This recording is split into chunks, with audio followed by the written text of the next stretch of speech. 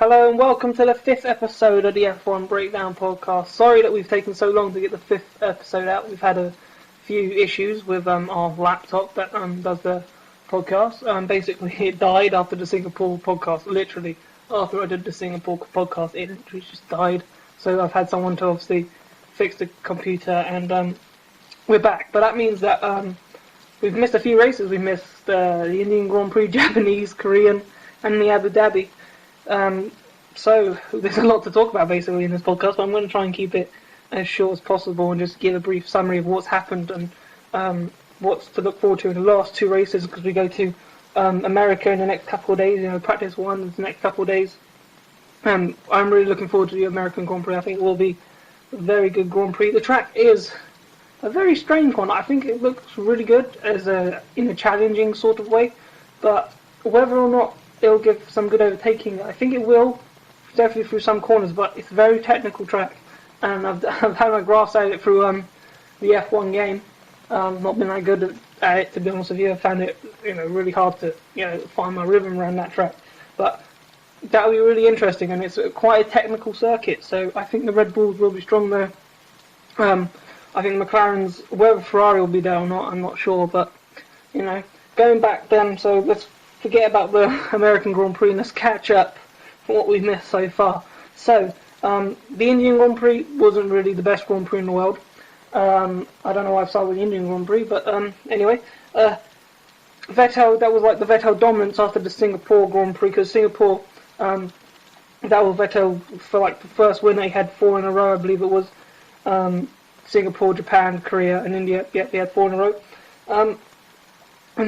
But that was kind of an unlucky race for Lewis Hamilton, because that was like the beginning of the bad luck of Lewis Hamilton again, you could say, with his gearbox failure that he had, and he was comfortably winning that race yet again. He had that race in the bag, and that was the turning point. Lewis Hamilton's failure was the turning point in the championship, as then Vettel went through, and then Vettel dominated the next 4 races. Singapore, going back to Singapore Grand Prix, was another very good race. I thought very entertaining, very long. But I enjoyed the long races. I think most F1 fans would enjoy. It was a bit, maybe towards the middle it was a bit boring-ish, because you're like, oh my god, we're only like halfway through. We've been watching for an hour, and it was timed out, so 61 laps didn't happen. But I think what I remember strongly was Massa's overtake on Bruno Senna, where he lost the back end. That was class, because I thought straight away when he had the side swipe virtually, where he had to flick the steering wheel left and right, I thought he was hitting Bruno or he was hitting the wall. But he managed to get it back straight and turn the corner and make the overtake. I thought that was an amazing move. Japan and Korea, basically a Vettel dominance again. Vettel, catching his way up. Abu Dhabi Grand Prix. Now that was one of the best Grand Prix. I know in my first podcast I said that the Chinese Grand Prix was my favourite Grand Prix. I have to now retract that statement and put the Abu Dhabi Grand Prix is my favourite Grand Prix, because that had everything. Now, it did have, yet again, the luck of the draw for Vettel, even though he's starting from the pit lane, because of that fuel irregularity that he had in qualifying. So he started from the pit lane, he could have started from the back of the grid like Lewis Hamilton did in Spain, but he started from the back of the grid, the pit lane, because Red Bull did some setup changes, so he had to start from the pit lane, but everything worked his way out. And I knew when he came into the pit lane, to have his second stop tyres. So I knew he did try to do that one stop on the soft option tyres that he did, because he started on the primes, went onto the softs, and I knew he wasn't going to do 42 laps that he had to do, and he had to pit. But then as soon as he left that pit lane, I thought there's going to be a safety car. And what happened 2 laps later? A safety car. And then I thought to myself, that allows him to catch up, fresh tyres compared to everybody else on wearing prime. He's on fresh options, and he went back through the field and took third from Jenson Button at the end, which I thought Jenson Button could have attacked him a little bit more, maybe put him a bit under pressure, but supposedly Button knew where his tyres were and knew it was probably a lost cause, that if he didn't then go there through that triple chicane, that he probably would have overtaken him anyway in the next couple of laps. So you can see from that point of view from Jenson Button. But that was the first race win for Lotus and Kimi Raikkonen. Now Kimi Raikkonen, what can you say, especially the team radio messages where he's like, yes, it was so fun, I was laughing so much. Because, well, Lotus, you can understand what they really wanted that first win. They've been going for that first win for how long? And Kimi Raikkonen is a man who knows how to win races. He did it at McLaren, he did it at Ferrari. You know, he knows how to win a race. So telling him how to win a race is like, I don't need to know this. That's why he's very verbal on the radio. Like he's more verbal on the radio, than his press conferences because you can't get 2 words out of him usually. But on the team radio, you see the true side and the true racing side of Kimi Raikkonen, which I think every F1 fan loves, and that's why Kimi Raikkonen's in the sport because he's good at that. He knows how to win a race. So you don't need to tell him. He knows what he's doing, and it was a truly deservedly win because he drove fantastically. He might have had the luck of getting into first place from Lewis Hamilton's again Lewis Hamilton failure, which was a shame. But he took it and he knew that what he had to do to beat Alonso, and that's what he did. And 4 marks to Lotus, they got their first win. Raikkonen says that there should be more, maybe not this season because it's too short, but definitely going into next season because Raikkonen has Raikkonen signed for Lotus for next year. I'm going to quickly touch on Lewis Hamilton. Now we all know Lewis Hamilton has moved to Mercedes, which is I'm quite surprised to be honest with you. Mercedes, I've been a huge critic of Mercedes this year. They have not done well at all. They have not progressed really from 2011. They did make some good progression at the beginning of the season with Rosberg winning in China, but since then it's just been backwards. I've never seen a team go so far backwards, and they're at risk now of finishing 6th in the championship because Sauber are only a couple of points behind them in the Constructors' Championship. And for a team like Mercedes, it's just not good enough. And I know they've stopped developing that car, and Schumacher said it himself that don't expect a big finish from Mercedes or in my F1 career, because he's retiring now, as you guys probably know. But he said, what can I do? The car is just horrific to drive, and what can you say? But that means and Hamilton knows what car he's giving away to Sergio Perez, who's replacing him, and he knows that's a fantastic car and that's going to be a race-winning car. But he's going to a car which is developing, not there yet, and I don't know if I understand why he would do that. Maybe he wants a change. Okay, that's fine if he wants a change and a change of scenery, but I don't know if it's the right move for him because it could be 3 years down the line and he wants to win World Championships. He says he's in Formula 1 to win races, but with Mercedes still struggling, one win in 3 years, and it's a big name company. Is the progression from Mercedes going to be good enough? And Lewis Hamilton's 26, going to be 27, I believe. We might already be 27, but 3 years he'd be 30. And if he hasn't won another World Championship by then, questions will be asked whether that move to Mercedes was a good one. And especially if Sergio Perez or Jenson Button were to win another World Championship, then obviously the move was wrong for Mercedes, but we don't know that. And with the 2014 engine changes, which everyone is very disappointed about. Toto Wolff is disappointed how the engines sound, how they are manufactured, and how much they cost. But he said you can't change what we've implemented now because the engine manufacturers, Cosworth, Renault, Mercedes, they've started to manufacture these engines and build them and test them for 2014. So if you say now stop, we're not going to do that anymore, then they've wasted so much money in building these engines, and they're expensive to make anyway for us not to use them. So he says even though they're really bad and they have a horrible sounding, which the only team principals Stefano Domenicali and Bernie Ecclestone and Luca de Montezemolo have all heard these engines, and they're very critical about the noise, and it's not good, and how expensive they are to run. So they're not very happy about that, but that's probably the only chance Lewis Hamilton has of maybe a good result at Mercedes, if Mercedes can perfect the 2014 engine to be at the front of the field, because engine power will be very dominant in 2014 with the turbos. But what was it? Jack Villeneuve. Jack Villeneuve had a quite interesting view of the move to from Hamilton to Mercedes, because obviously he's joining up Nico Rosberg. But Jack Villeneuve, who's been very critical of Michael Schumacher, said that Mercedes should be pairing Michael Schumacher with Lewis Hamilton. Now, everyone will say, well, Michael Schumacher retired.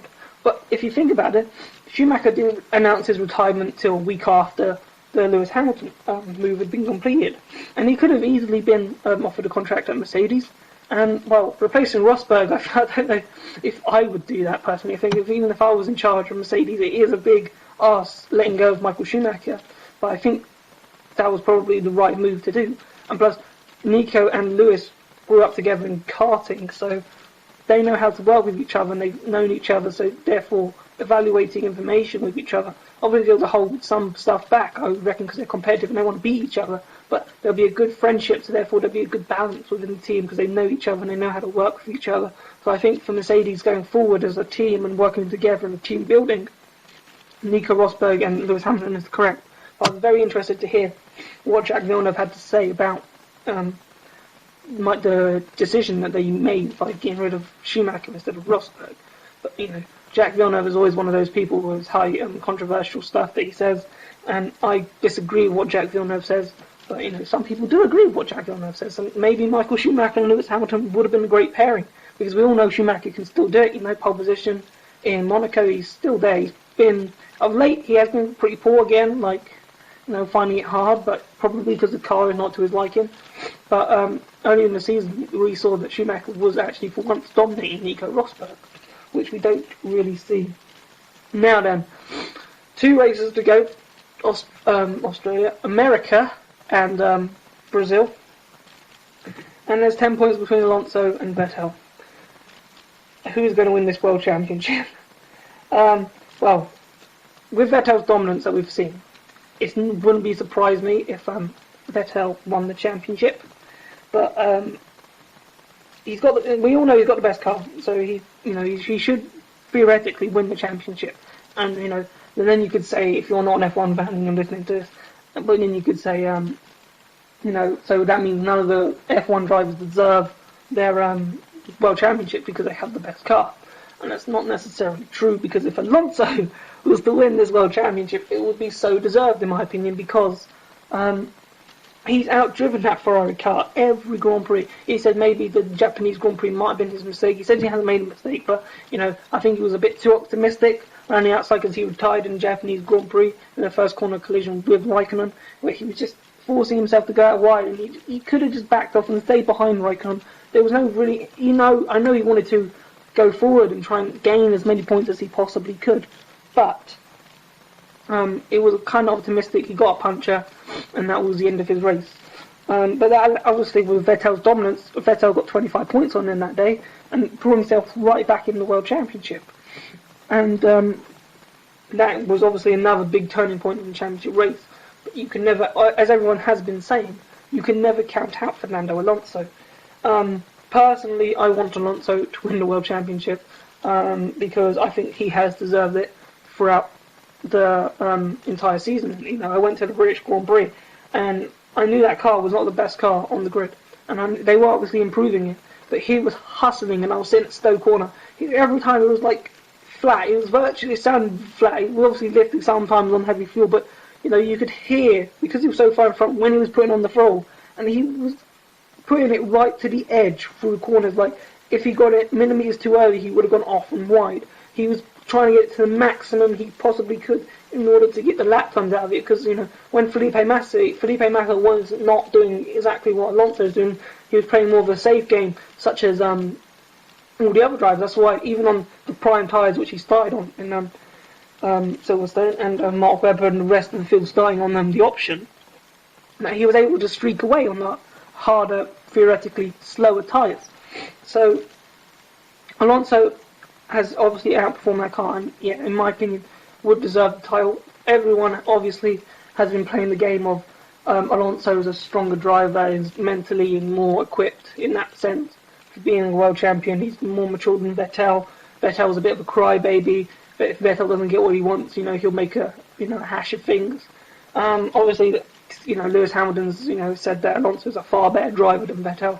Obviously, everyone in the paddock, everyone outside the paddock, all the former drivers are having their little say, getting a little bit involved in the championship fights to try and psych out other drivers.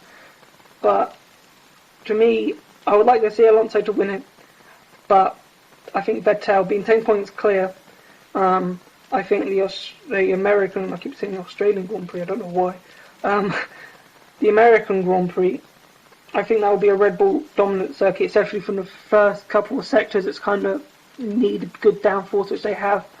Speed is not that important. It is some long straights, but Red Bull should be fine. I think the way they set their car up, they'll obviously set their car up fine. They're smart people. They'll be able to find ways around it. But I reckon this could be a Red Bull circuit. And I don't know Ferrari, because Ferrari have obviously gone backwards from where they were at, say, Silverstone, Germany, part of the Grand Prix and part of the season. And so therefore I think Vettel, for me, is more likely to win the World Championship, which I don't know if it's a shame, because he's shown the form at the right time. If you look at Usain Bolt, for example, it's a completely huge change of sport, but Usain Bolt is so good because at the final part of the race he can sustain his speed. That's exactly what Vettel's done. At the final part of the season he can reach his peak form, which he's done, and that's what you need to do. You need to be consistent throughout the season, and then know when to hit hard to get the points, and that's what Vettel's done. So people can say, maybe he's deserved the title because he's been consistent, but he knows when he needs to fight, and that's when he needed to fight at the end of the season, and he's gone and done that. But it's a 50-50. I still think it's really close. I think it'll go down to last race. I think it'll be one of those classic Grand Prix in Brazil in 2 weeks, in the following week, actually, next week. So I think it'll be one to watch. Predictions then for the American Grand Prix. First, I'm going to go for Fernando Alonso, only because he knows he's 10 points behind. He's going to find everything he possibly can, and I think it's a bit of a long shot saying Fernando Alonso to win, but I'm going to put Vettel for second. So therefore, that's 7 points. So that means the gap, if that was to happen, the gap would go down to 3 points, going down into Brazil, which would obviously make it very interesting, because first and second is not the old point system anymore. That position for places, even second and third, that could be a title decider. So I'm going to go for Alonso, Vettel, Hamilton third. I'm going to go for Webber fourth, and Jenson Button to finish fifth. That's my top five for the American Grand Prix. With a kind of a bit optimistic saying Alonso to win, I think, but I think he'll go into that Grand Prix knowing that he has to prove he's one of the best drivers in the world, and why he should win the World Championship and prove that he is better than everyone else in the field, despite having a poor car. So I reckon he'll find a bit extra for that weekend, but we'll find that. I think we'll know. Normally say through practice sessions you can't really tell, but I think we'll be able to tell come second practice, third practice, where the Ferrari is going to be and whether or not this championship is going to swing towards Vettel, or maybe back to Alonso. But that's it for this podcast. I hope you enjoyed it. You can get in touch. You can contact us on the website. You can send us an email telling us various things. There's the forum. Obviously, you can share your opinion on the forum. Just join via Facebook, Twitter, Google, whatever it is, LinkedIn, and share your opinion. Make posts and get people to follow it, read it, comment on it. You can like us on Facebook, subscribe to us on YouTube, as you are now. And basically that's it, and thanks for listening.